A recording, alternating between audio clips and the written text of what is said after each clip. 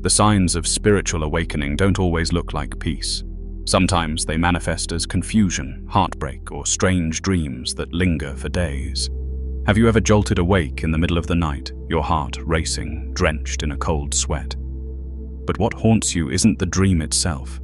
It's the feeling that somehow you were more alive than you've ever been. That person, that place, that moment. They don't exist in any memory from this lifetime. And yet, they feel oddly familiar, as if you just returned from a parallel life your soul never forgot. And when you get out of bed, the world around you blurs, like a thin veil has settled over everything. That's the fragile moment of spiritual awakening, when you're unsure if you're waking up or falling deeper. You're not quite sure if you've truly awakened, or if you've simply stepped into another layer of dreaming, one we all call reality. If this is a dream, then who is dreaming you? Maybe this isn't about choosing one. Perhaps the dream versus reality question is just the doorway. Could it be that you are the dream of a different version of you in a different realm? Could it be that awakening doesn't begin with clarity, but with the unsettling suspicion that this world we cling to as real might be the biggest illusion of all? You go through each day wrapped in the same routine, the same streets, the same faces, the same familiar glances. But sometimes, in the blink of an eye, something feels off. You're standing in a room you know by heart, but there's a small object that's never been there before, or someone calls your name, clear as day, yet there's no one around. Tiny cracks, subtle misalignments, not loud enough for anyone else to notice, but just enough for your soul to start questioning. Carl Jung once said, "Reality is not what you see, it's what you believe you're seeing." So what if this reality you're living in has been carefully programmed to match the memory you think is yours? What lies beneath that perfect fit? Maybe you're not dreaming, but you haven't truly awakened either. What if that strange longing is the beginning of your spiritual awakening? You once dreamed of a place you've never been. And yet, in that dream, you knew every turn, every stone beneath your feet. You knew the exit was behind that wooden door, and you knew there would be light on the other side. But how? That wasn't a memory. At least, not one from this brain. The soul has its memory. It doesn't follow the line of time. It doesn't need logic or proof. Sometimes a fleeting melody makes you cry because it touches something you've never been able to name. Sometimes a stranger walks past and your heart aches as if you've lost them in a lifetime you can't recall. If those memories didn't come from the past, maybe they're echoes from another present, a parallel now, where another version of you is still alive, just beating to a different rhythm. There are moments when you see yourself as if from the outside, a gaze that cuts right through you, a voice that doesn't come from sound, but from the space between two breaths. You begin to notice two realities are coexisting. One is the world everyone agrees is real, the clocks, the phones, the bills, the identity cards, the schedules. But there's another world, quieter but more real. It's the world where your deepest feelings rise, without needing an explanation, where a single glance was exchanged. It can freeze the universe for just 1 second. Maybe you're living between overlapping layers of awareness, like a radio picking up two frequencies at once. You might be tuning into a higher consciousness, one that doesn't separate time from feeling. And every time you dream or sit in perfect stillness, the other reality seeps in, like a thin crack between two dreams, spilling truth into the space you thought was solid. Have you ever stared into the mirror for too long and suddenly felt that something wasn't quite right? Those eyes, they're still yours, but somehow they're not you. Not the one who shows up to work every morning. Not the one who replies to messages or smiles politely on cue. They're eyes that have traveled far, eyes that have seen something you haven't found the words for. The mirror is an ancient symbol. It doesn't just reflect form, it reflects the layers of soul memory you've tried so hard to forget. Carl Jung once described this experience as meeting your true self through a strange reflection. So, if one day, if you're glimpsing a parallel consciousness, a self still living another version of your truth, you no longer recognize the person in the mirror, don't be afraid. It may not be that you're disappearing, but that your former self is stepping aside, so the one who remembers can finally step forward. You're in the middle of a conversation, and suddenly, you feel it. As your lives have crossed paths before, not through logic, not through memory, but through a soft shiver at the base of your spine. You're walking down the street, and for no clear reason, you turn left, only to lock eyes with a face you've never met, but somehow recognize. In moments like these, the more you try to analyze them, the more they dissolve. Because intuition is not an answer, it's a frequency, a ripple from a deeper layer of reality where you, in another version, have already lived, already loved, already lost, already remembered. Carl Jung called this synchronicity. In moments like synchronicity, higher consciousness breaks through the veil. A meaningful coincidence where your mind and the outer world, they are no longer separate, but flowing together in one greater stream of consciousness. So when you hear that voice rising from deep within, don't cover your ears. It's not a hallucination. It might just be your soul memory speaking. The dream repeats itself. That strange feeling, as if you just woke up, even though your eyes are open. A song you've never heard before, yet your heart aches like you once lived for it. These fragments aren't glitches, they're clues. It's as if another layer of reality. It is sending signals through frosted glass, a version of you that lives there, dreaming of you here. Maybe you're not losing your mind. Maybe you're remembering something deeper than memory itself. Because spiritual awakening isn't just about knowing, it's about remembering the part of you that never forgot. So if everything is overlapping, what happens when those layers fully merge? Would you dare walk through the mirror? Would you believe that the dream might be real, and this reality could be an illusion? If there's another you standing on the other side of that mirror, reaching out, would you be still enough to feel it? There's a strange moment in the awakening journey. You're still living, still talking, but it feels like you're no longer you. No one sees the shift, but inside something has shattered, quietly, completely. You no longer feel connected to the work you once loved, to the person you tried so hard to become, to the goals you once thought mattered.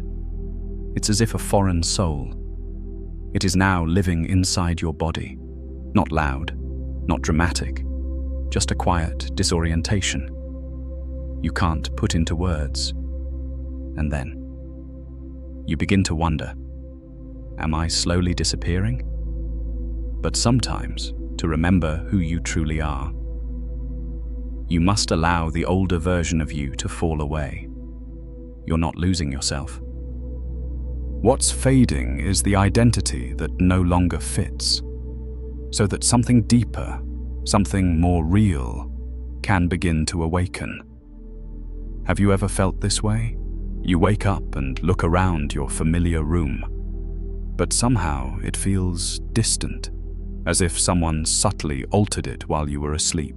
You touch objects, you hear voices, but everything unfolds as if behind a thin pane of glass, like you're living inside a dream with its logic, like this reality has slipped slightly off its axis. And then, in your dreams, everything feels clearer, more vivid, more real than when you're awake. You start to question what's real. Which version of you is the real you? Which world do you truly belong to? This isn't madness. This is a meeting point between states of consciousness, where the dream layer and the waking layer begin to merge, where the soul opens a door your mind isn't yet ready to understand. Carl Jung once wrote, "Until you make the unconscious conscious, it will direct your life, and you will call it fate." You still smile when you're supposed to. You still work, reply to messages, and scroll through social media. But inside, there's an emptiness no one can see. You try to share with someone, "I feel like I'm living in two places at once." And they look at you, like you're joking. No one understands that sometimes, right after talking to someone, you forget who you are within that moment. No one knows that you could be driving, and suddenly feel like you're watching yourself from somewhere else entirely. You're not crazy. You're opening a parallel layer of consciousness, a space where your soul has already lived and is now overlapping. With this current reality, it feels lonely because no one ever taught you how to exist across multiple realities at once. But your soul knows. It's been here before. There are moments when everything becomes blurry. Time stops moving in order. Events lose their sequence. Thoughts come like smoke. By the time you try to catch them, they've vanished. You might be sitting in a meeting, but it feels like you're floating near the ceiling, watching it all unfold like a distant play you no longer belong to. And then, panic sets in. You think, "I'm losing control. What's happening to me?" But you're not breaking. You're falling out of an old self, a version of you that's been carrying too much for too long and can no longer hold the expanding weight of the soul that's growing inside you. You're not falling apart. You're opening, like a cracked shell, making space for something new to rise. Eckhart Tolle once said, "You are not your mind. You are the stillness that watches the mind." And in that panic, if you pause and take one deep breath, you might just touch that silent space that knows.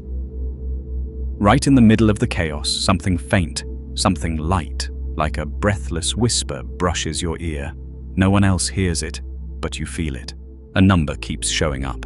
1111, 333. A dream returns week after week. The same scene, the same feeling. A song starts playing the very moment you're about to give up. It all seems like a coincidence, but your heart knows. This is a calling.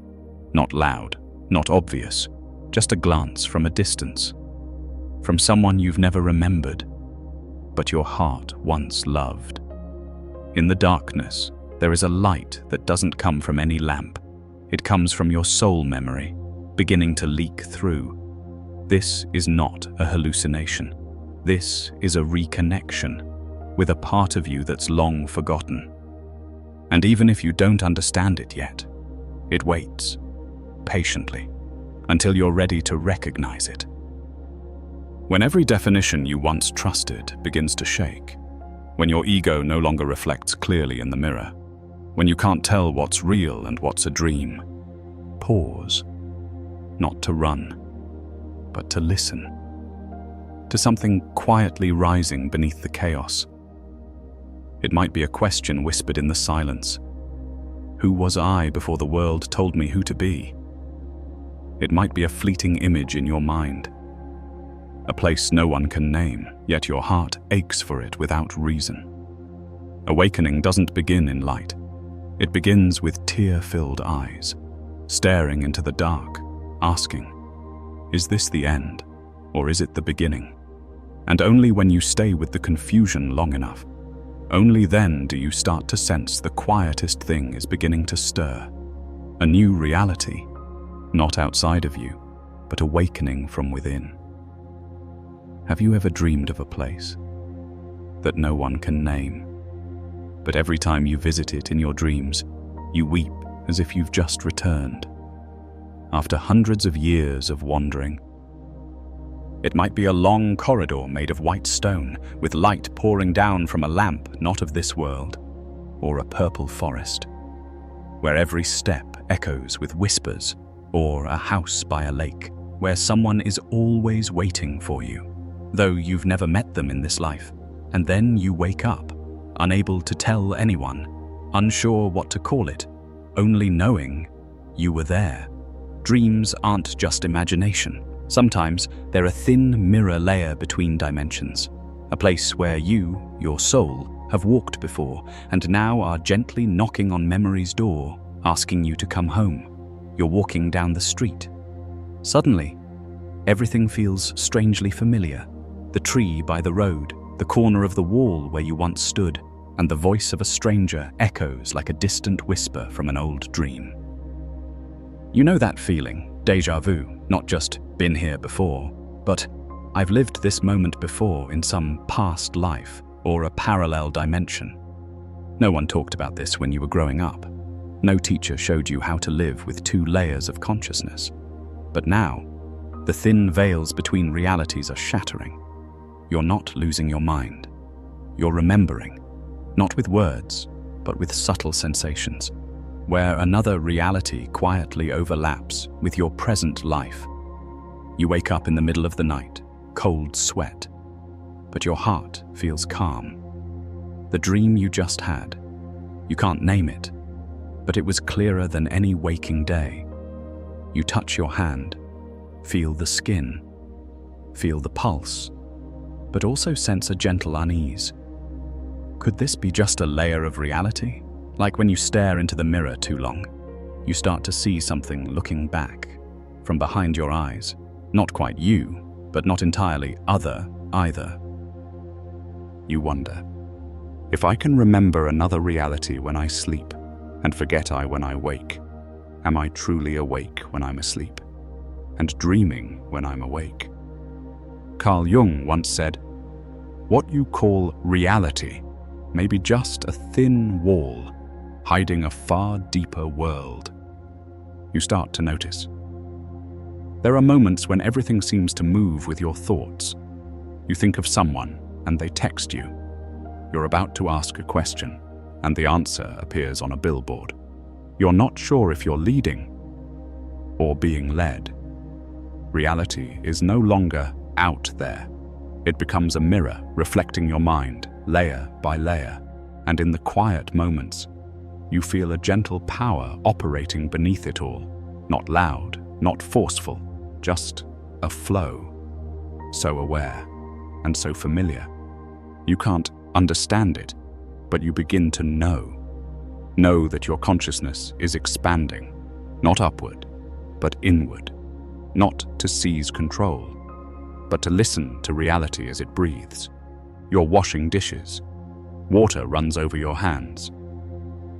Light catches the rim of a glass. A simple moment, but something feels different. You pause, watch the soap bubbles rise, and suddenly see that inside each droplet, the universe is breathing. No need for deep meditation, no need to retreat from life. Just be present, right here. To dwell in higher consciousness is to witness without forcing, with your awareness switched on, because when you realize, nothing comes to you from outside, but it is created within your consciousness. Every experience, whether a smile or a pain, becomes a doorway to go deeper.